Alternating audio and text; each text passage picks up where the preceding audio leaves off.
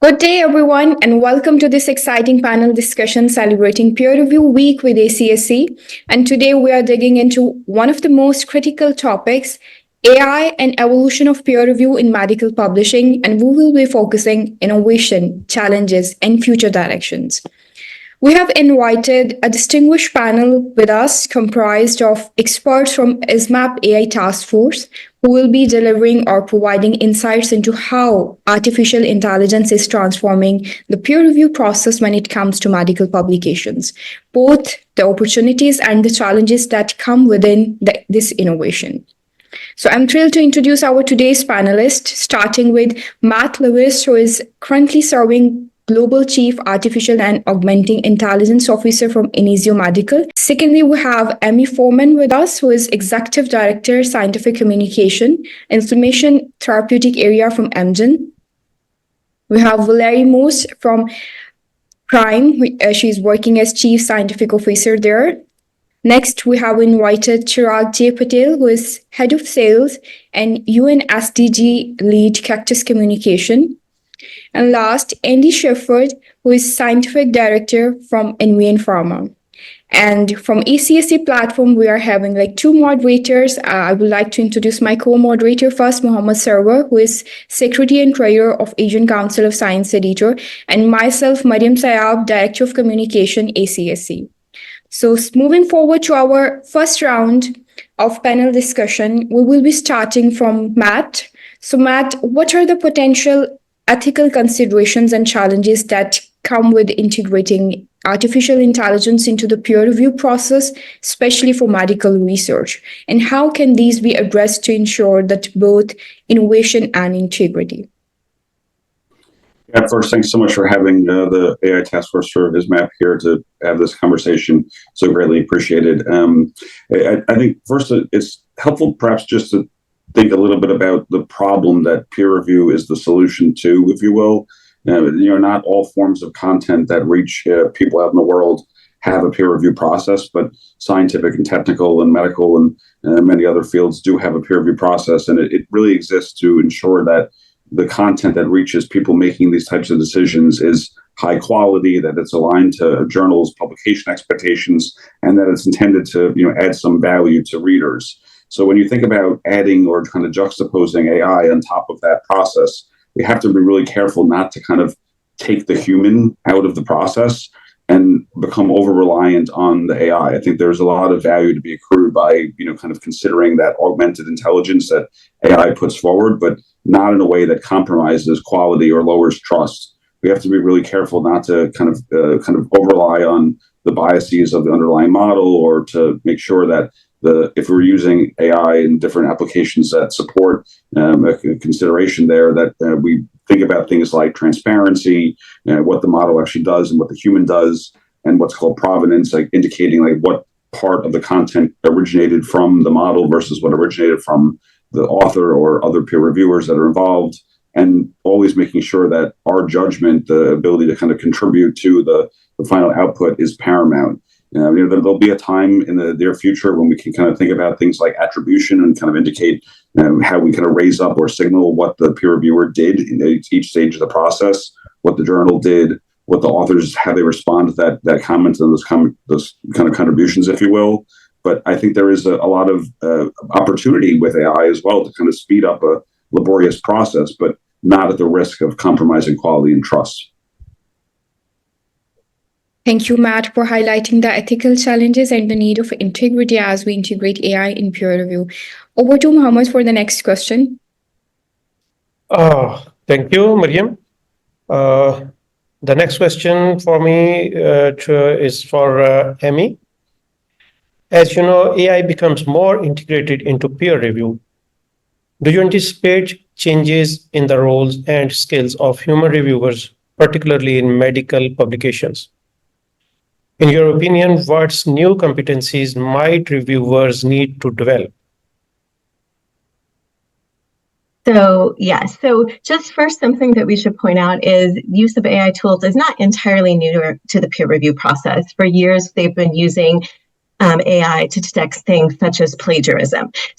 But as AI has advanced, we should expect to see more tools that could be developed to, as Matt mentioned, help with some of the more laborious or technical parts of the peer review process. So as they get new tools that peer reviewers will have access to, they're going to need to build their AI literacy skills and understands what these tools should be used for and how they should use them. And the journals and editors can play an essential role in helping with the training and the guidance on what their tools do and then how they should use them. And regardless of what tools they're given to, the humans are still going to play an integral role in this process.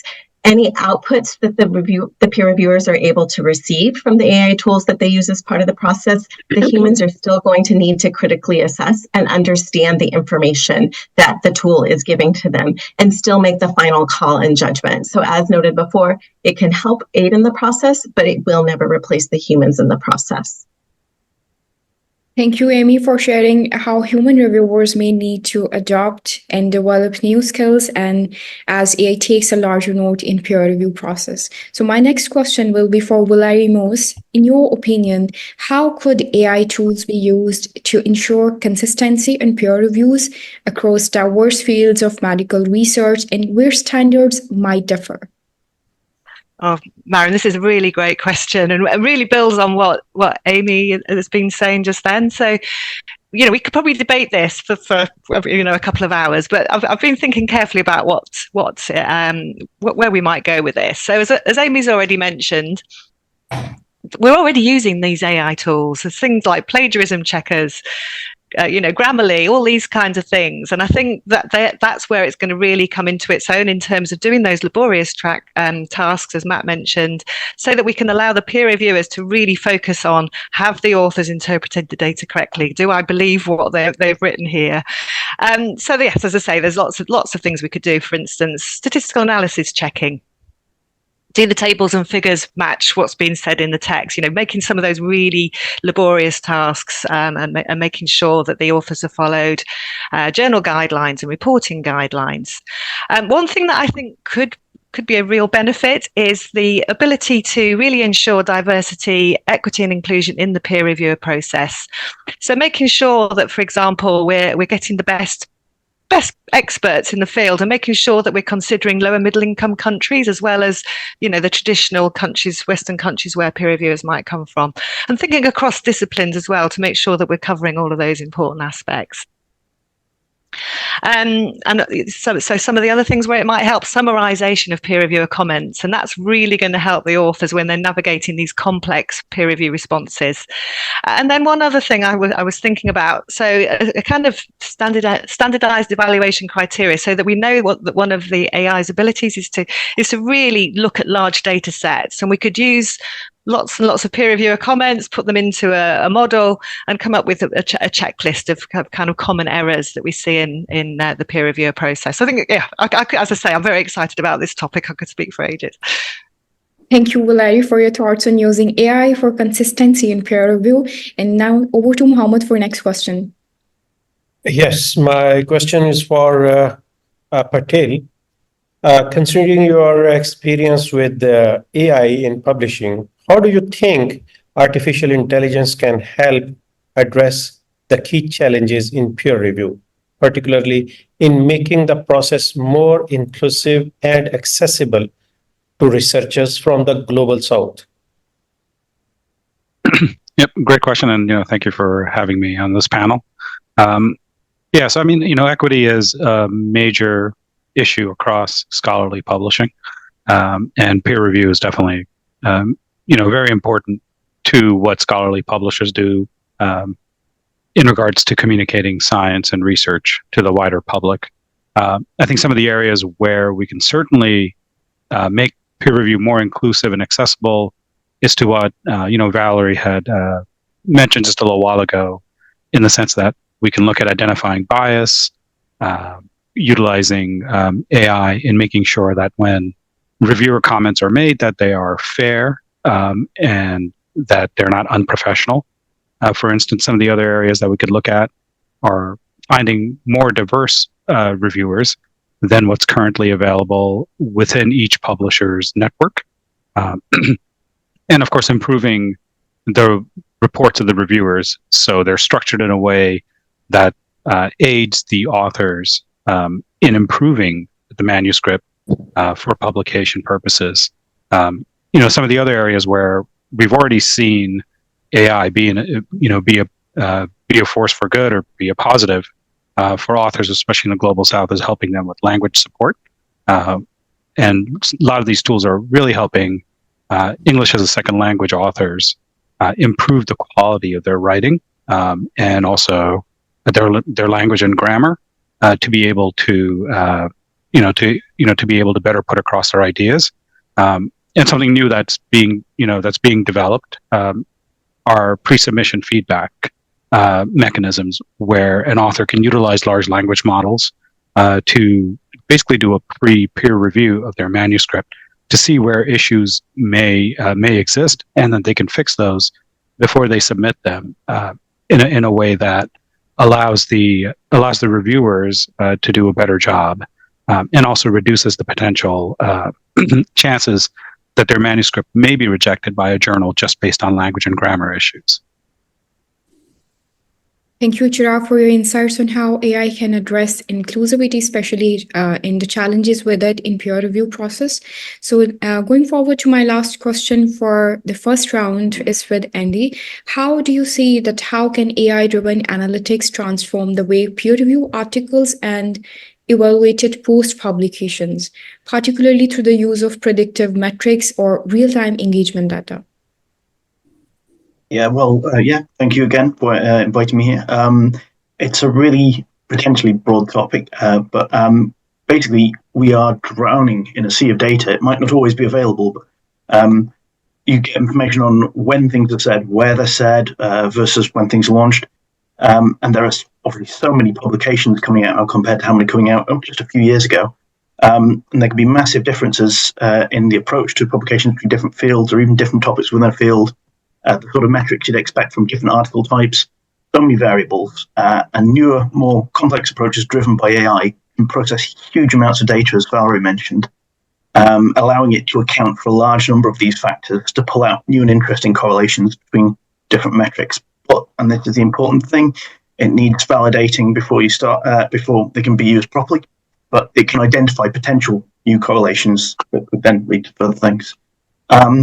One thing where AI is very good, again, because of its ability to cover large amount and process large amounts of information, is more to do with what's actually being said rather than just the metrics. So the metrics, DI-based metrics or access and download metrics that you might have, they can tell you that something's happening, but not always what's happening. For example, someone saying a good thing is one interaction, but someone saying a bad thing about the paper, why didn't they include this data, or why wasn't the analysis done like this, would also just count as an interaction. And if you see from the metrics that something's happening, you can go in and look at this in more detail and then possibly decide that a response is required. But that takes time. So you can use, you really need to kind of focus down with the metrics to justify and do this in a targeted way to maximize the kind of return for the time that's going to need to be invested to do it. But generative AI can consolidate and summarize these activities in near real time, what people are saying, where they're saying it. And they also make it feasible to take a broader look in a way that just wouldn't be practical with a manual approach, looking at second and third order interactions, like not just what news articles were posted, but what were the comments on those articles. A lot of the metrics, for example, will track the DOI. They'll only capture the first post or article that uses that DOI, not what people then reply to that post where they haven't included the DOI. And so you can follow these conversations and what's being said there.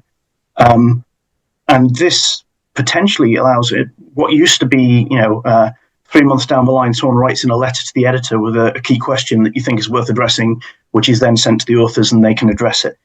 These things can happen effectively much more quickly online. And by following what's being said, if there are any serious questions raised, they can be raised with the authors earlier and literally give them a chance to address it. You can ask the people who posted it elsewhere potentially to write it as a question to pose to the authors and various other things. So we can make it much more kind of interactive and in depth than just it's published, it's done, or let's say the system of waiting for 3 to 6 months down the line before letters to the editor type things are sent in for the authors then to address. Right. Thank you, Andy, for your perspective on how AI analytics can influence the post-publication evaluation process. So moving forward to our second round of question, I would like to go again with Matt first. How do you see or foresee AI evolving to identify biases or errors in peer-reviewed manuscripts, particularly in the oncology or rare disorders domains? That is your field of expertise as well. So could this contribute to improving the accuracy of medical research reviews? Yeah, it is a really important question. It's really what drives most of us, me especially, kind of in this area. I think we're not, to Andy's point, we're not so much kind of struggling to get relevant scientific data and content out and published. There's a sea of it, to Andy's point, but it's really a challenge in many cases to ensure that researchers and clinicians and patients and payers and regulators and others actually can make sense of what's out there and adopt and utilize it to speed time to adoption and improve human health. And as such, it's not really so much about finding errors post-publication or peer review, but really about ensuring contextual relevance. And a lot of that has to do with human biases, or to Jay's point, kind of the original language in which content is published. So you really see an environment in the near future where artificial intelligence can help kind of explicate the biases of the original authors and help to really adapt the content to the language, to the style, to the personality of those that actually seek to apply it in their environment. And I think this is kind of matched almost by what's happening in the clinical space, because I think in many cases, in many environments, you're seeing doctors and hospitals and governments starting to use generative artificial intelligence across their environment as well, in helping to do things like clinical translation and doing transcription and back office activities and the rest. So they're using Gen AI to speed time to summarization and understanding of patients in their worlds. You'll see the same with journals as well, and that'll kind of improve their ability to take that content, take that data, which is really just kind of trapped knowledge, if you will, and really kind of release the value that exists and activate it for consideration so that people can actually apply it to their own specific situation. I think, as I mentioned earlier, if this speeds time to adoption and allows for the appropriate dissemination of scientific results, that's really what we're after. And I think there are a number of ways that can be done, whether it's through synthetic media, generative media, helping to provide both examples of the original content in forms that we may not have considered in places like the Global South, or places where they may not have had an expert be available to be in a green screen room, and now they can use an example of an avatar to be made available, or perhaps recognizing what biases are written in English that may not be relevant in other cultures. So there are a number of ways of kind of personalizing and contextualizing content that is otherwise trapped in a journal that can be activated in the clinical context that is just around the corner. Thank you, Matt, for sharing your vision for how AI could evolve and to identify biases in critical research areas when it comes to medical publications. So over to you, Mohammed, for the next question. Yes, again, I have a question for Amy. How can AI-driven peer-reviewed tools improve transparency and accountability in the review process, ensuring that medical research uphold high ethical standards? Absolutely. So we've already talked a few ways that it can improve transparency and accountability in the process. And so, some of these additional ways from, checking plagiarism, looking for image manipulation, as well as having a tool that could go through and check to make sure the required elements from various checklists, depending on the type of research you're doing, it being contort, strobe, or what is present in the paper, so that there's confidence that the research that is being described was conducted according to external standards and guidelines. And then, as Valerie mentioned before, they can help organize and collate the reviewers' feedback comments and also have a checklist to make sure the authors are able to address this and manage the conversation and back and forth that occurs during the peer review process. And you can imagine this could be used with the more traditional, more closed or private peer review process, where the only people who are aware of it or have the details of this are the editors, the reviewers, and the authors, as well as helping manage the more and newer open peer review process, where these comments are posted and responses are shared and are freely available to the public to view. So just as far as that's how it can help, but also a reminder on the other side, when you're using these AI tools, is being used, what the tool is doing, how it's been tested and validated should be disclosed to the authors and those who would be considered submitting their publications to these journals. It's important for them to know in totality how their papers are going to be evaluated and what types of safeguards are there to, as we've talked a lot about, reducing human bias, but also make sure we're not introducing additional biases from these models, as well as making sure all appropriate privacy concerns are addressed. Thank you, Amy, for emphasizing the AI and role of AI and how it can foster transparency and uphold ethical standards in medical research. Moving forward, I would like to go with my second question to Valerie Most. What mechanism do you believe are essential for maintaining reviewer accountability in an AI-augmented peer review system, and especially to prevent over-reliance on such technologies? I think this is such an important point. I mean, going back to what Matt said right at the very beginning, we've got to remember the importance of the peer reviewer process and making sure that it's integrity that's at stake here, and we need to be really sure, particularly when it's going to be affecting patients, that the peer review is done in a robust way.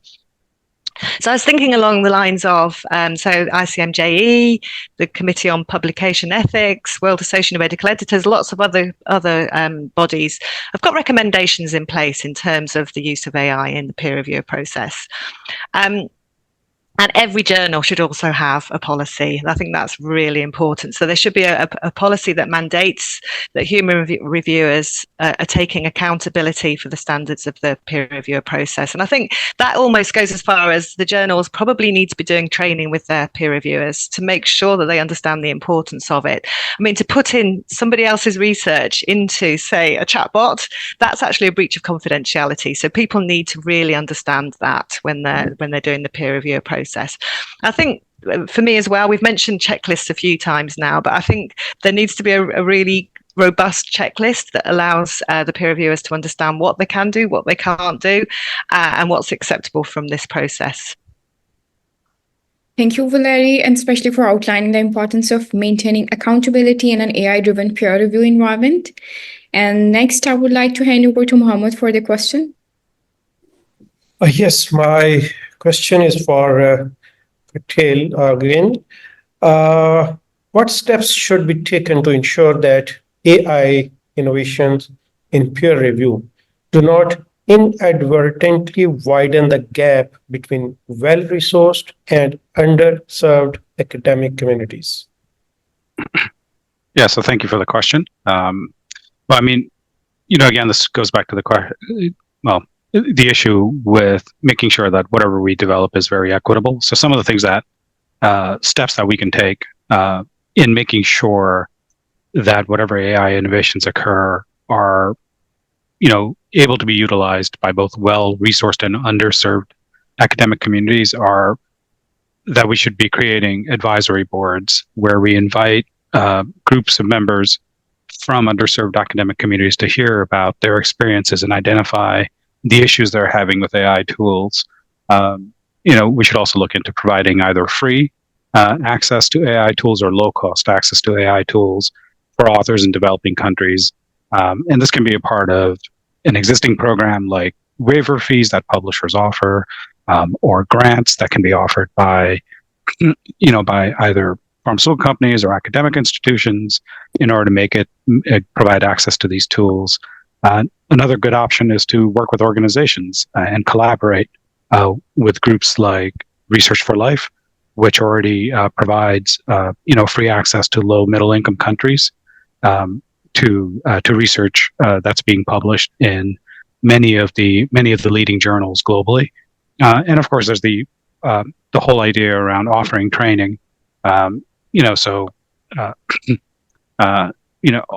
authors, researchers from low middle income countries or under-resourced countries should be afforded training and access to these tools so they can basically upskill themselves and compete with researchers from better resourced countries.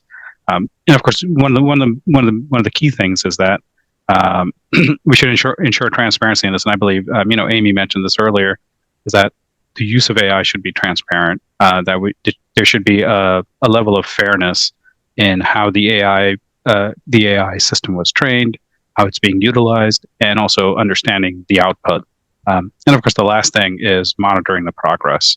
You need to check the AI tool, making sure that any new biases haven't been introduced whenever there's an update, to make sure that it has actually improved on itself to the previous version, and then again tie it back to, is it still delivering value to the community, both well-resourced and under-resourced.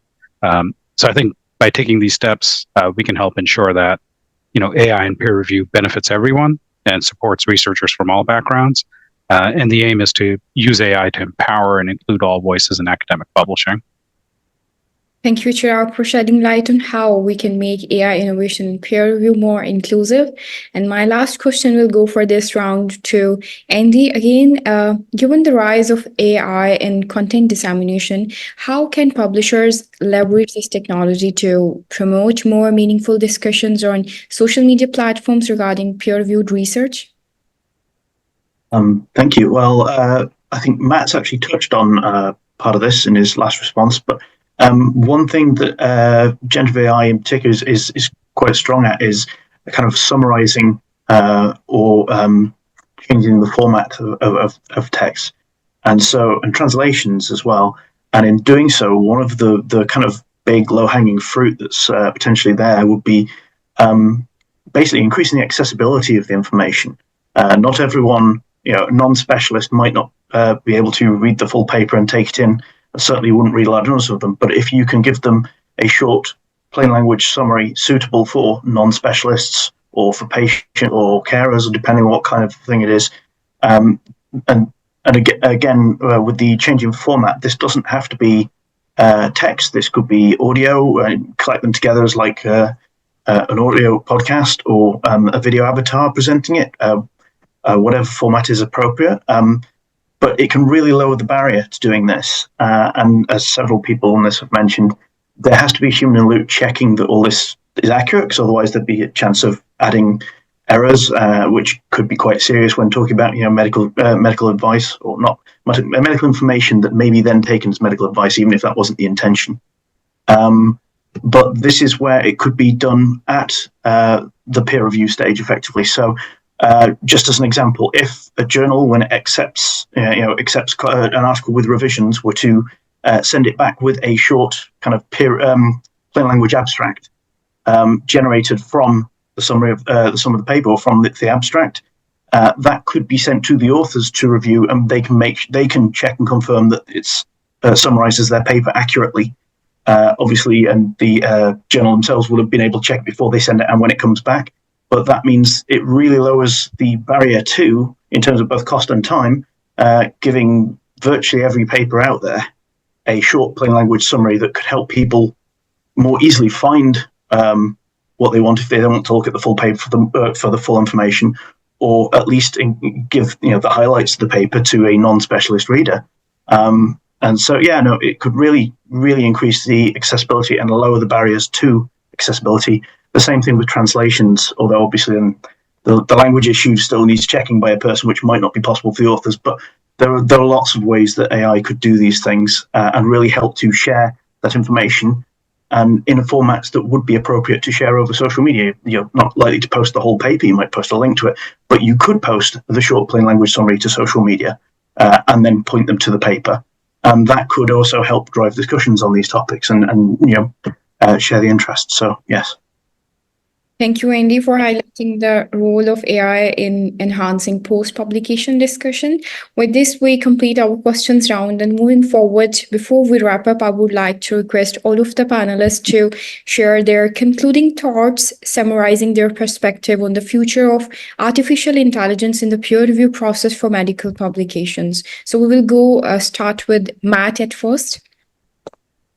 Sure. Yeah. I mean, I think generally speaking, I think I'm cautiously optimistic about the role of AI in peer review publishing and across scientific communications in general.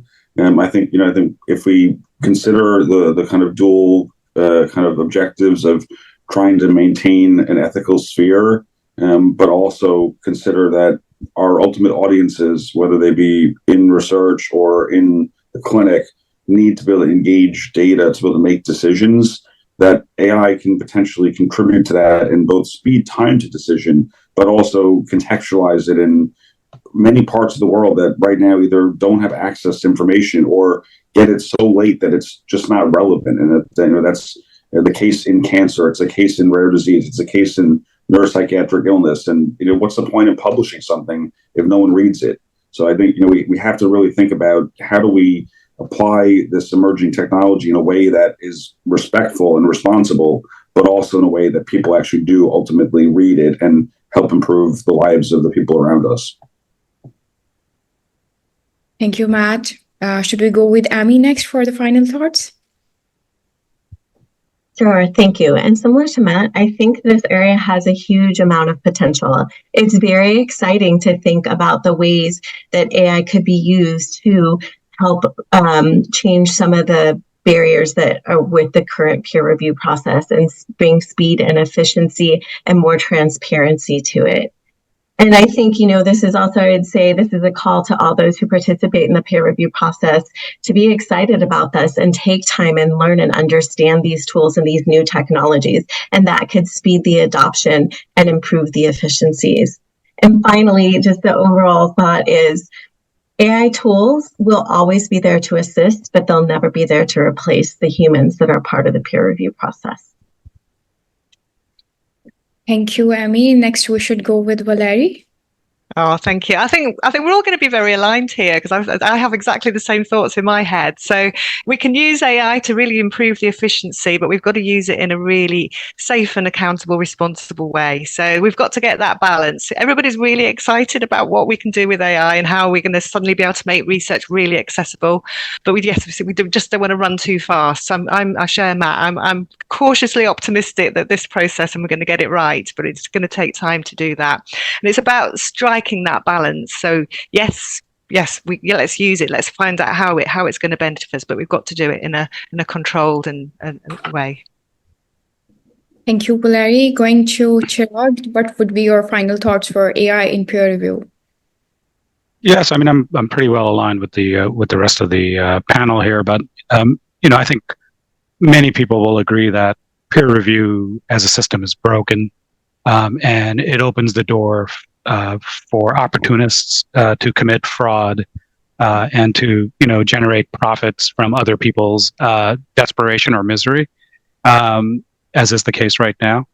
So I do think AI has a very positive role to play within the peer review process. Everything from helping authors write better manuscripts to helping them do pre-reviews to helping publishers speed up the manuscript evaluation process, all the way to helping reviewers do a better job of actually focusing on the science itself and not how someone wrote it, but what someone wrote and how they're communicating it, and to really help authors craft a better story. And once it's published, it can certainly help marketing and communications people and even the authors better communicate their message to a wider audience, not to just other researchers, but also to practitioners, policymakers, the public, and to really help their research shine. So I do think, AI overall has a positive role to play, and especially in peer review, I think it can go a long way to helping us manage with the ever increasing volumes and the increasing amounts of fraud that we're seeing in the system. Thank you, Chirag. What about you, Andy? How do you see for the final thoughts or perspective in this domain? Well, yes, I basically agree with everything that's been said so far. I think there are some concerns about, obviously, the potential for bad actors to misuse AI. I'm sure you've seen in the news about like paper mills and other things like this, or cases where it's been used in peer review or to fake data. And you know, a peer reviewer who just does their peer review using the AI and not actually peer reviewing the article is no peer review at all, really. But then I also think there's a huge potential for all of the things that have been said to increase the quality, accessibility, spread the message more widely, make the research more useful because more people will know about it. I think there's also potential problems in that some people seem to think that AI is going to be a magic bullet and, you know, just fix all the problems for them. And it might get there eventually, but it's not there yet. As Valerie said, there's a lot of people who are trying to run before they learn to walk, and there will be mistakes along the way, but there are also lots of small incremental benefits that can be gained right now with the technology as it is, if implemented properly and responsibly. And these things will only get better with time. The tools will get better with time, and the ways that we can apply them will get better with time. So overall, I'm very optimistic about the future. Thank you, Andy. And I really much like one of the terminology that you use, magic bullet. So Yes. with this whole concluding statement, so we are now heading towards for the closing remarks to finalize this. As we come to close today's panel discussion, I would like to extend my sincere thanks, first of all, to all of the panelists and Anna and Esma for sharing their deep insights and perspective on the intersection of AI and peer review in medical publications. And I would say that it's very much clear with today's conversation that with AI tools, it holds immense promise for increasing efficiency, consistency, and I would say inclusivity in the peer review process. However, it also brings forward significant ethical considerations and challenges that we must navigate carefully while integrating AI in peer review and other medical publications and processes. So from addressing biases and enhancing transparency to ensure that AI supports rather than replace, there is the vital human element of review. These discussions have been so much thought-provoking and inspiring, I would say. And as we continue to explore these opportunities and challenges, I encourage each of us to remain engaged and keep questioning and to contribute to shape the future of peer review. And thank you once again to all of the panelists for joining us today. Let's contribute and continue this important dialogue as we celebrate Peer Review Week 2024 and beyond. Thank you. Thank you. Thank you. Thank you. Thank you.